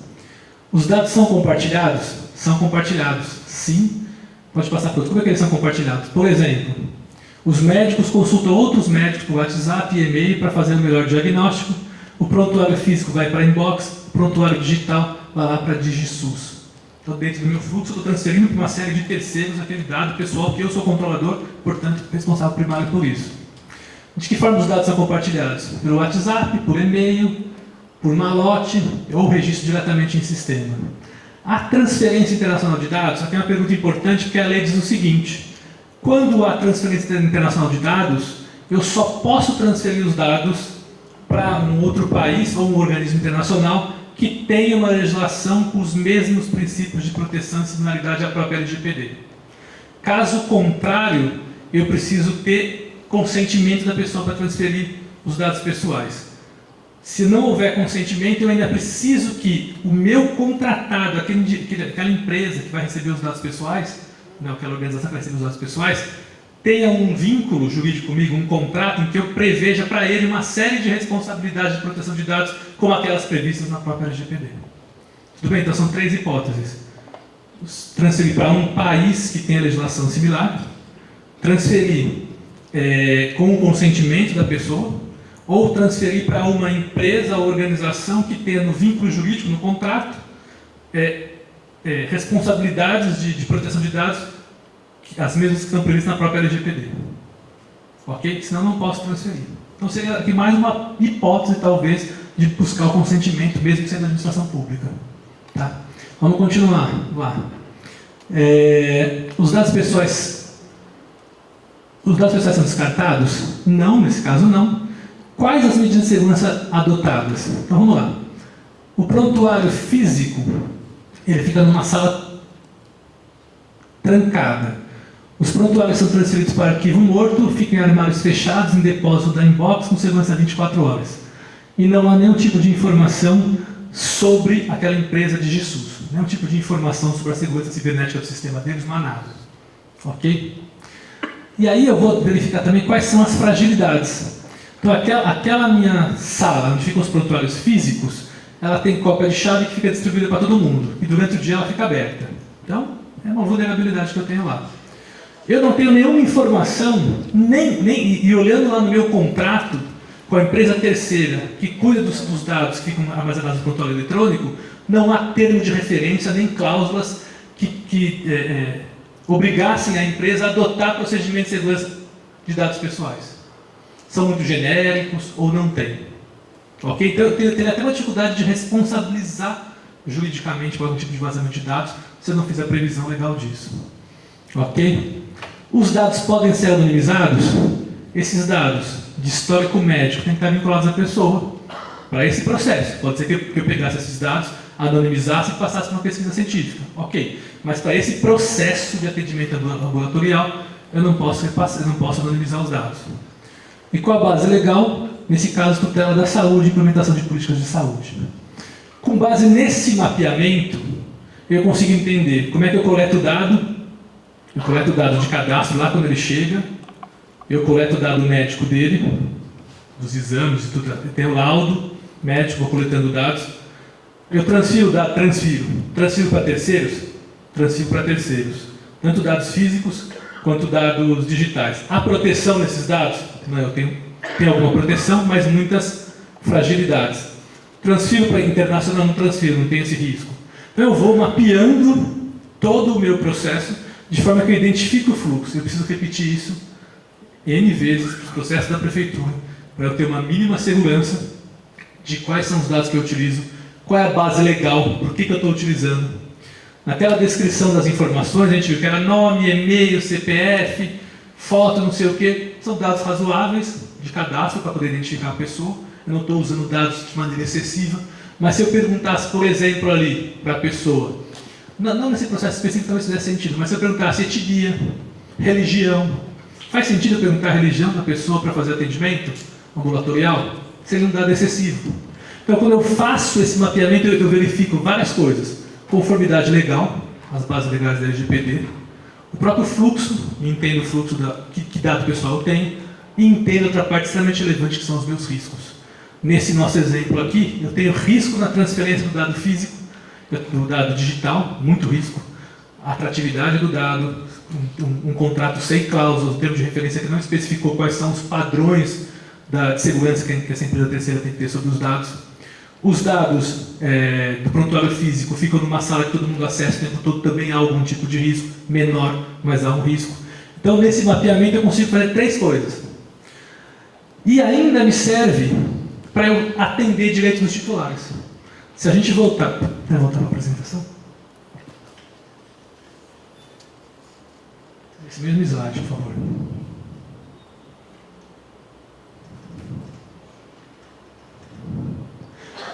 Nessa mesma situação, se esse servidor público chegasse e falasse assim, com quem compartilha as minhas informações?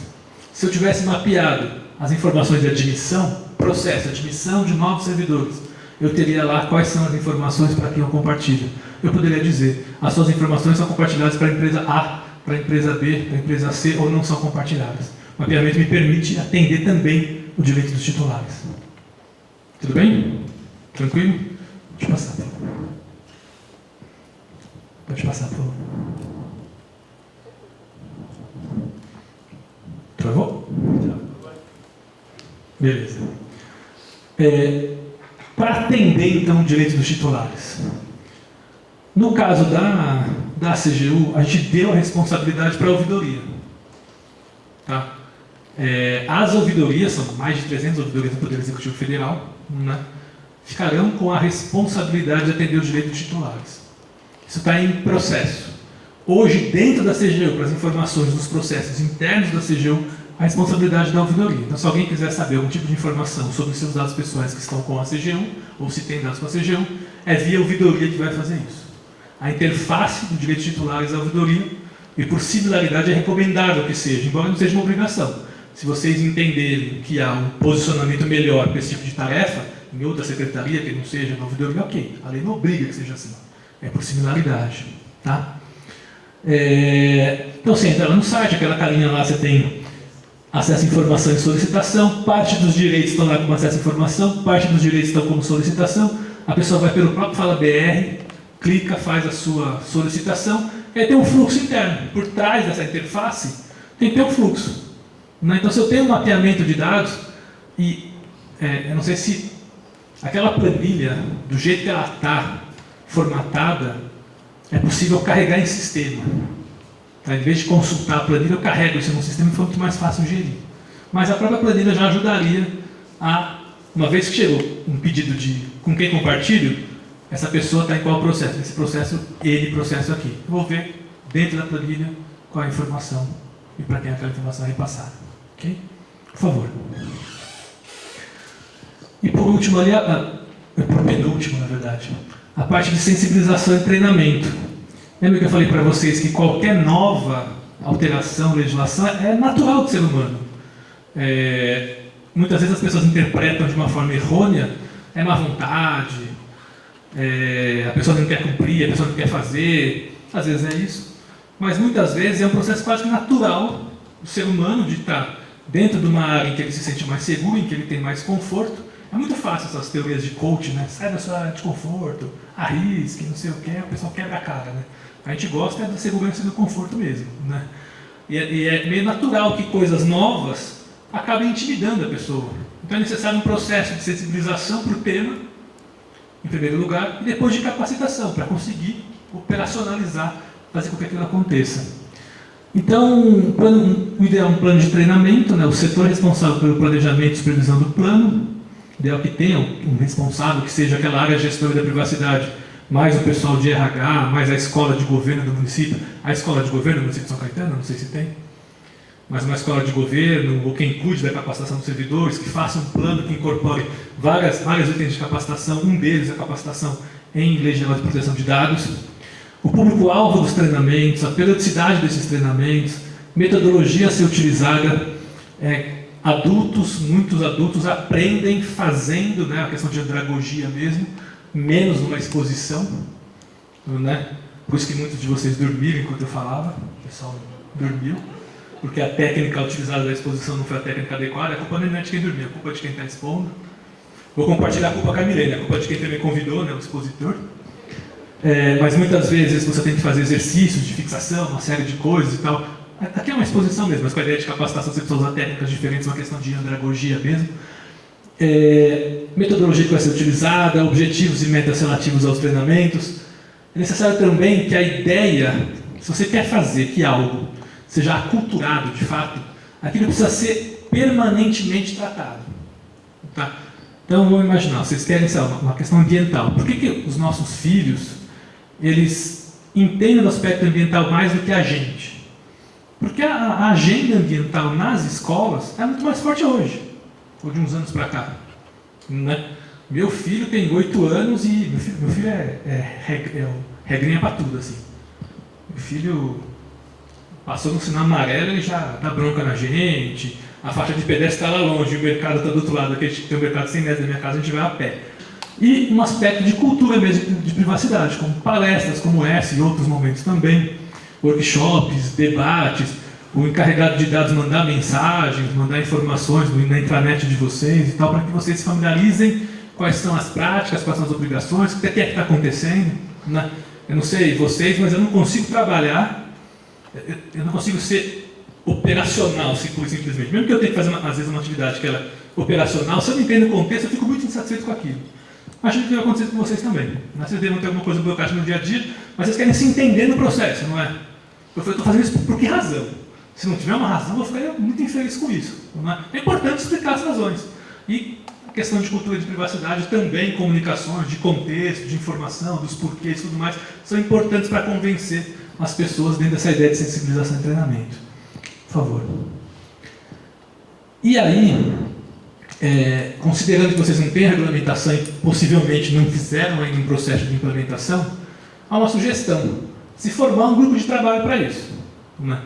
Um grupo de trabalho que preferencialmente seja formado por áreas com atribuição de gestão ou de proteção de dados pessoais. Por exemplo, tecnologia da informação não tem como, se a gente está falando que o maior risco de atratividade é o risco de TI, não há como eu pensar proteção de dados ou implementação de LGPD, sendo que há artigo específico determinando que tem que ter segurança da informação. Né? Mesmo se não tivesse artigo, é uma lógica que tem que ter segurança da informação, né? Sem ter TI. Não dá para eu pensar isso sem ter a ouvidoria ou quem vai cuidar da interface dos direitos dos titulares. Não dá para pensar isso sem ter assessoria jurídica, que vai interpretar. A legislação é extensa, tem vários artigos. Controladoria, não dá para pensar, sem ter, mesmo que a controladoria não vai ficar com a gestão, e não seja área gestora, faz todo sentido pensar nos aspectos de risco, que vocês vão dominar muito mais do que as outras áreas. Né? E outras áreas, área de saúde, área de educação, de assistência social, áreas com uso intensivo de dados pessoais. O GT ele vai permitir agilizar as decisões das áreas envolvidas e, principalmente, atribuir responsabilidades em todas as etapas do processo de implementação da LGPD e de gestão dos direitos dos titulares. E o GT deve ser formado com pessoas com poder de decisão ou com boa interlocução com as pessoas com poder de decisão. Porque senão, de novo, vai ter comitê, pode ser extremamente técnico, pode ter boas ideias, mas se não tiver o poder da caneta ou o poder de convencimento, de articulação, quem tem o poder da caneta vai ter extrema dificuldade de fazer a implementação. Ok? Por favor? Acabou já. Minha ideia de ficar até as 8 e pouco não vai rolar, viu?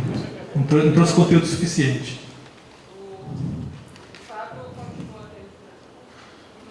Obrigado, pessoal.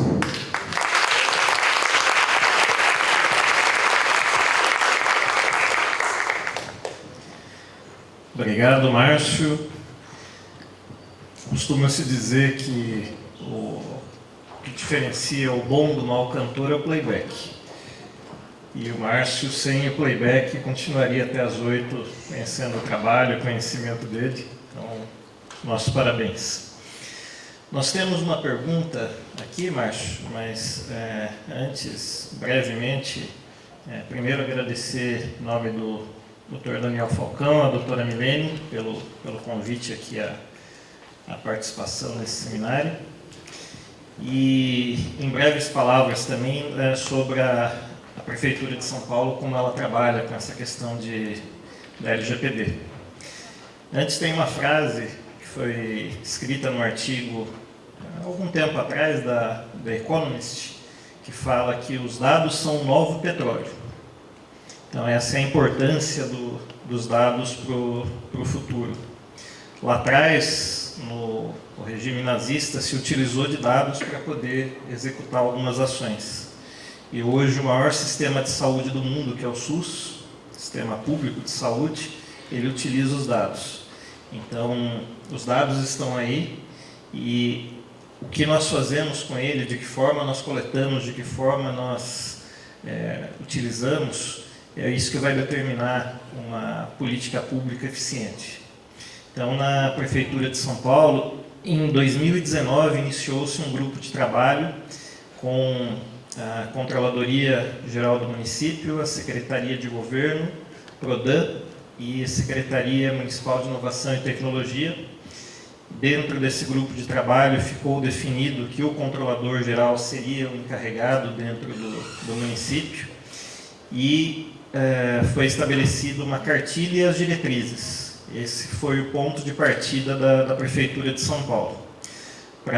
Se alguém de alguma prefeitura que ficou preocupado em eventualmente estar atrasado, a boa notícia é que vocês não estão sozinhos nessa. Estava conversando aqui com o Márcio no intervalo, quando acabou a energia, sobre a dificuldade de algumas prefeituras nessa implementação. E esse é um trabalho construído em conjunto, no dia a dia, em parceria, conversando com outras prefeituras, se ajudando.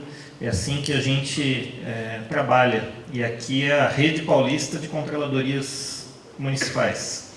Então, nós recebemos diversas visitas técnicas de prefeituras, várias capitais, nos últimos 2, 3 meses, para ver como está sendo feito, e a gente não tem a pretensão de ensinar. A gente transmite a nossa experiência, a gente pergunta também como cada prefeitura está sendo desenvolvido esse trabalho, e a ideia é realmente trabalhar em conjunto, e as portas da Controladoria estão sempre abertas a todos vocês. Quem quiser conversar lá conosco, com o controlador, estamos de portas abertas. Assim como também está de portas abertas o Centro de Formação e Controle Interno, que é um órgão, uma escola de governo dentro da Controladoria. A Prefeitura tem outras 5, mas essa é específica da Controladoria. Em breve nós teremos cursos de formação também da LGPD, e se o Márcio nos der o prazer, ele está convidado para fazer um deles. Então, nós estamos aqui à disposição. E mais uma vez, doutora Milene, grato pelo convite, e ao Márcio pela apresentação. Temos uma única pergunta, questão da LGPD, acho que eu não identifico quem fez a pergunta, a não ser que a pessoa levante a mão, né? É daqui da prefeitura. Do Departamento de Tecnologia de Informação. Tá. Obrigado, doutor, aqui da prefeitura. Márcio, a pergunta é a seguinte: quando se fala de oxigenação dos cadastros das pessoas, sejam elas físicas, jurídicas, muito se fala em cruzamento com dados externos e outros órgãos. Existe mecanismo para isso na LGPD? Posso cruzar meus dados com base no IRGD, CNH, DETRAN, fontes particulares ou outros tipos de cadastro? A gente tem que aí pensar se a base que eu vou usar é uma base que eu tenho de forma lícita, né? Muitas dessas bases citadas são bases em que há proteção tanto pela LGPD quanto proteção pela própria Lei de Acesso à Informação, pela própria lei. Então depende de que tipo de base você vai usar e fazer o cruzamento. Agora, eu preciso pensar, vamos pensar novamente. Então, execução de uma política pública, eu tenho que estar alinhado, em primeiro lugar, à finalidade da minha política pública. Então, se eu preciso fazer um cruzamento para atender essa política pública, ok, atende a finalidade. Tá? Os instrumentos e os meios que eu vou utilizar tem que estar sempre em compliance, ou em integridade. Se eu vou cruzar por uma finalidade necessária para a execução da política pública, com bases que sejam bases lícitas, né?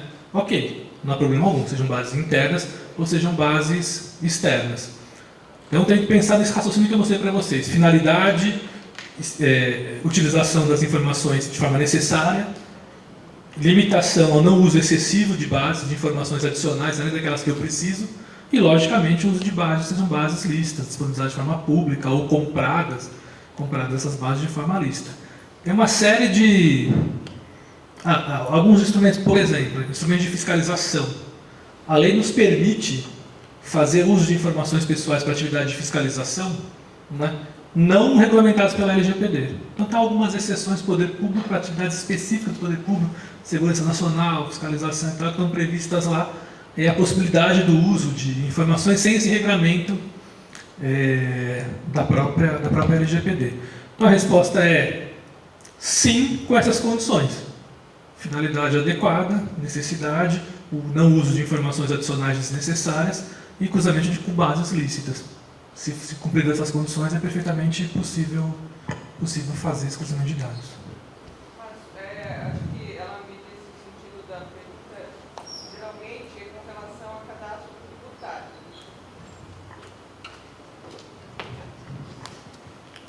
Hoje tem empresas que oferecem serviços de cruzamento de cadastro para fins de você localizar os devedores do município,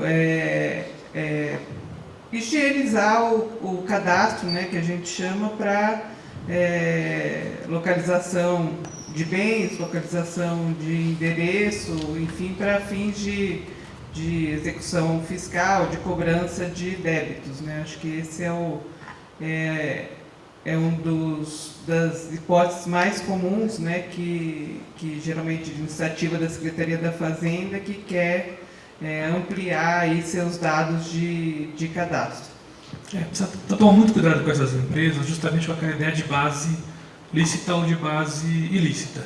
Está cheio de empresas no mercado, são empresas de cruzamento de base de dados, mesmo várias, vou citar o nome delas aqui, em que a própria formatação da informação você percebe que são bases, dessas bases que foram roubadas e tudo mais, porque as chaves de pesquisa, os erros de cadastro são os mesmos de outros cadastros públicos. Então, o cadastro público não pode ser acessado, de alguma forma isso vazou, ele utiliza, e eu falo do erro, porque tem erro de cadastro na base pública que eu consigo consultar, e é o mesmo erro de cadastro da base da empresa privada que está ali. Ela jamais poderia ter tido acesso àquela base pública. Em algum momento isso vazou. É necessário que o terceiro, não só para a LGPD, o terceiro com o qual eu me relaciono, precisa ser um terceiro em que eu adoto medidas de verificação na minha relação com ele. Então, se eu vou acessar, vou usar uma empresa, eu preciso ter certeza que essa empresa está consultando bases lícitas. Eu posso usar o serviço dela, de repente ela faz cruzamentos que eu não tenho como fazer os cruzamentos. Agora, ela precisa saber se ela teve de forma lícita acesso a essas bases de dados. Bases cadastrais, muitas delas são vendidas licitamente pelo SERPRO. Bases que são bases de cadastros são vendidas licitamente. Se você contrata uma empresa que teve o acesso lícito a essa base cadastral, eu posso usar essa empresa, por exemplo, para encontrar a pessoa. É um pouco discutível, mas são vendidas de forma lícita ali. Agora, tem empresas que agem... eu não sei se você lembra um tempo atrás, tinha um site, esse que eu citei na apresentação das Ilhas Seychelles, que chamava Tudo Sobre Todos. Estava num sábado em casa, minha irmã me ligou e falou assim: Márcio, os meus dados estão aí na internet em um determinado lugar. E aí eu fui lá, entrei lá com os dados, e estavam os dados da minha família toda, exceto do meu filho, que não tinha CPF ainda, porque ele era pequenininho. Todo mundo tinha CPF da minha família, e os filhos dos meus amigos, pequenos, de 3, 4 anos, que já tinham CPF, o meu era bebê naquela época, estava lá. Possivelmente dados cadastrais de CPF roubados das pessoas. Né? Então, assim, parte dessas empresas comprou esses dados, compõe a sua base de dados e ele faz os cruzamentos. Precisa tomar cuidado com quem eu vou me relacionar. Agora, utilizar serviços de empresas que por sua vez, utilizam bases lícitas para fazer o tipo de trabalho, não há problema. Mas eu preciso checar. Eu preciso fazer um processo que se chama de due diligence, né? Que é uma verificação da integridade desse meu parceiro, desse meu contratado. Feito esse processo, tendo base lícita, ok. Agora não é tão simples, você precisa saber entrar e entender que tipo de base ele acessa lá. Né? E verificar se a base é idônea ou não. E entre órgãos públicos? Entre órgãos públicos, algumas decisões de compartilhamento de dado fiscal, né? Inclusive de STF. Né? Se está dentro desse compartilhamento também sendo lícito, ok, não vejo problema. As áreas de inteligência, por exemplo, de investigação, trocam dados. Mas tem um termo de cooperação, tem alguma normativa jurídica daquela relação e trocam dados. Os dados de investigação têm essa possibilidade de fazer realmente utilizar dados pessoais, como a própria LGPD fala. Depende do instrumento jurídico, da licitude da base que você está utilizando e tem que pensar nisso. Muitas empresas têm uma cara muito bonita, uma interface muito bonita, te apresentam outros grandes clientes. Olha, eu vendo para a prefeitura grande não sei de onde, eu vendo para a empresa tal. Mas na verdade ela está acessando dados que não são dados de bases lícitas. Então tem que tomar esse cuidado mesmo, é importante. Okay? Só complementando, doutora, a senhora perguntou do compartilhamento entre órgãos públicos. Nós temos uma experiência dessa na prefeitura, que é um portal chamado GeoSampa. Ele tem as bases de dados dos imóveis. Então, a Secretaria da Fazenda detém essa relação dos dados dos contribuintes e é um portal que foi criado por uma secretaria, a Secretaria de Urbanismo, e agora está sob a responsabilidade da Controladoria. Então, houve uma troca de informações, mas depois de um determinado momento nós optamos por anonimizar de forma absoluta esses dados para não ter nenhum risco de vazamento. Mas é possível, mas como o Márcio falou, com todos os cuidados. Né? Essa base, por exemplo, né, a base de propriedade de imóvel, até pela própria lógica, tem que ser público o proprietário do imóvel, senão você não consegue garantir o próprio negócio. Então, desde da lei de terras lá de 1850, depois de 1916, depois a lei vigente atual, que é de 1973, ela vai tratar de que o registro do imóvel é público. Né? A diferença é que você não tem aquilo consolidado numa única base. Talvez o Poder Judiciário no futuro consolide os cartórios de imóveis e tenha uma única base ali. Né? Então, quando a Prefeitura tem essa referência de titularidade dos imóveis, é lícito, até porque é pública aquela informação. Né? O problema é que deu muito problema na divulgação. Né? Foi interessante alguns trabalhos que foram feitos de pesquisadores em cima daquelas bases, de uso do solo, de urbanização, de concentração e tudo mais. Foi excelente a iniciativa de fazer a divulgação e é uma base lícita. Né? Que a lei não obriga a ser com transparência ativa, então dá à administração pública essa opção de anonimizar ou de não anonimizar, mas no momento em que fez a divulgação, é lícito. Normal. O que não poderia, por exemplo, é dar informações do contribuinte. Né? Informações que identifiquem, eu posso identificar o contribuinte no aspecto fiscal do contribuinte, que é o CTE de veda, por exemplo. Essas eu não poderia acessar, eu só posso acessar.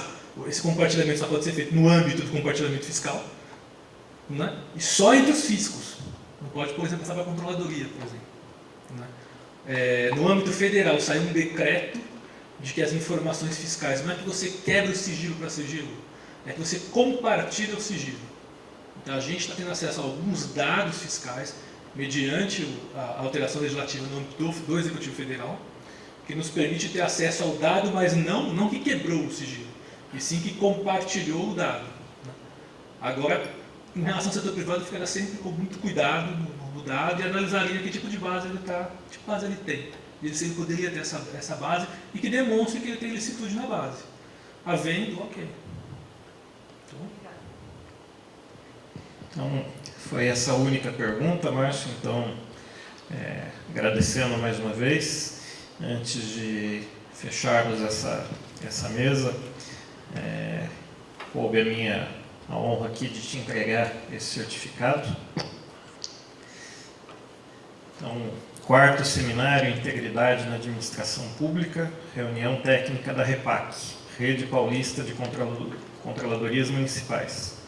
A Prefeitura Municipal de São Caetano do Sul certifica que Dr. Márcio Aurélio Sobral participou como palestrante do quarto seminário Integridade na Administração Pública e reunião técnica da Rede Paulista de Controladorias, REPAC, realizados no dia 30 de novembro de 2021, no auditório do SECAP, Centro de Capacitação dos Profissionais de Educação, doutora Zilda Arnes, em São Caetano do Sul, São Paulo.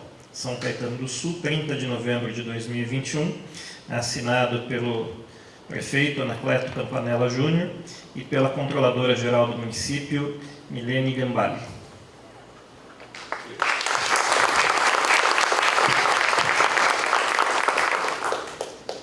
Entregar também esse presente que está da Fundação Pro Memória de São Caetano do Sul. Muito obrigado pela participação.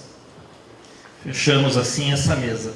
E a doutora Milene também vai prestar uma homenagem ao coordenador Fábio Roberto, doutor Fábio Roberto. Uma salva de palmas também para ele.